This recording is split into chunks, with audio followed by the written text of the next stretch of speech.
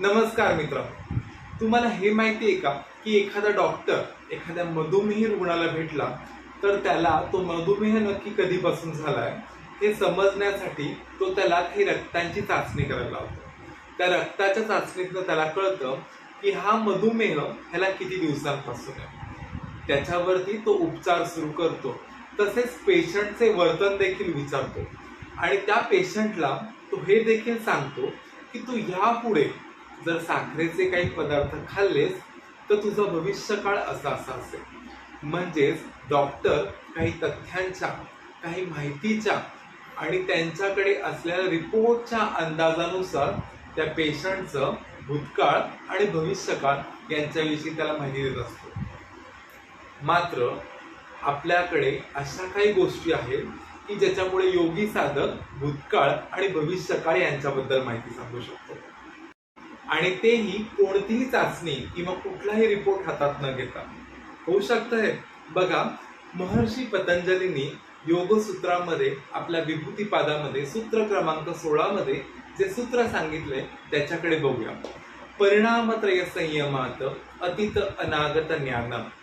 महर्षी पतंजली 13व्या सूत्रामध्ये आपल्याला परिणाम नक्की काय ते सांगतात. एकूण 3 परिणाम आहेत. हे परिणाम म्हणजे धर्म, लक्षण आणि अवस्था ह्यांच्यावरती जर आपण संयम साधला. आता संयम साधला म्हणजे काय करायचंय तर आपल्याला धारणा, ध्यान आणि समाधी या तिन्ही गोष्टी एकत्रितरित्या करायच्या. हे जर आपण केलं तर आपल्याला अतीत अनागत, अतीत म्हणजेच भूतकाळ, अनागत म्हणजे भविष्यकाळ, ज्ञानम म्हणजे या सर्व गोष्टींचं ज्ञान होणार. महर्षी पतंजलींच्या या 16व्या सूत्रानुसार एखादा योगी म्हणजे जो व्यक्ती संयम साधतोय, म्हणजे तो धारणा, ध्यान आणि समाधी करतोय, तो त्याचे परिणाम म्हणजे धर्म, लक्षण, अवस्था यांच्यावरती जर त्यांनी हे संयम साधले तर त्याला कसं भूतकाळाचं आणि भविष्यकाळाचं ज्ञान प्राप्त होतंय हे इथे नमूद करतात. हे सर्व करत असताना तुम्हाला एक उदाहरण दिलेच पाहिजे. एखाद्या योगी साधकाच्या हातामध्ये एखादी कोय सापडली, आंब्याची कोय, तर तो ती कोय बघून हे सांगू शकतो की ही कोय नक्की कुठल्या झाडाची आहे.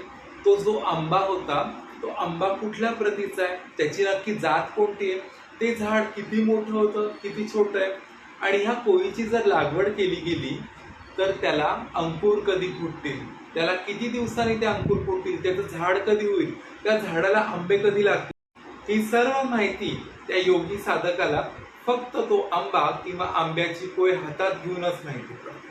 बघा, महर्षी पतंजलींनी विभूतिपादातील या 16व्या योगसूत्रामध्ये हे नमूद केलेलं आहे की कोणत्याही एखाद्या वस्तूवरती किंवा चित्तावरती जर संयम साधला तर आपल्याला त्या वस्तूविषयी किंवा त्या व्यक्तीविषयी त्याच्या भूतकाळातील आणि भविष्यकाळातील ज्ञान प्राप्त होऊ शकते. बघा, महर्षी पतंजलींनी संयमाचं किती महान सूत्र सांगितलेलं आहे की आपल्याला भूतकाळ, आता भूतकाळाबद्दलच सांगायचं झालं तर अगदीच मागच्या जन्मी तो कोण होता आणि ह्याचा भविष्यकाळ काय असणार आहे हे देखील महर्षी पतंजली इथे नमूद करतात. इतकं अगाध ज्ञान महर्षी पतंजली हे योगाच्या सहाय्याने मिळू शकतं हे स्पष्टपणे येथे नमूद करतात. आज आपल्याला एवढं कळलंय की विभूतिपादामध्ये महर्षी पतंजलींनी योगाचं महत्व हे सांगितलेलं आहे.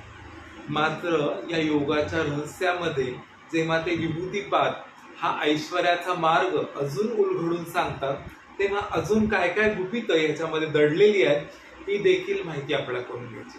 मात्र ही माहिती तुमच्यापर्यंत लवकरात लवकर पोहोचण्यासाठी तुम्हाला हा चॅनल सबस्क्राईब करायचा, आवडला असेलच लाईक करायचंय, तुमच्या मौल्यवान कमेंट्स किंवा तुमचे प्रश्न असतील तर कमेंट बॉक्स तुमच्यासाठी खुला आहे. लवकरच भेटूया एका नव्या माहितीसह. तोपर्यंत धन्यवाद.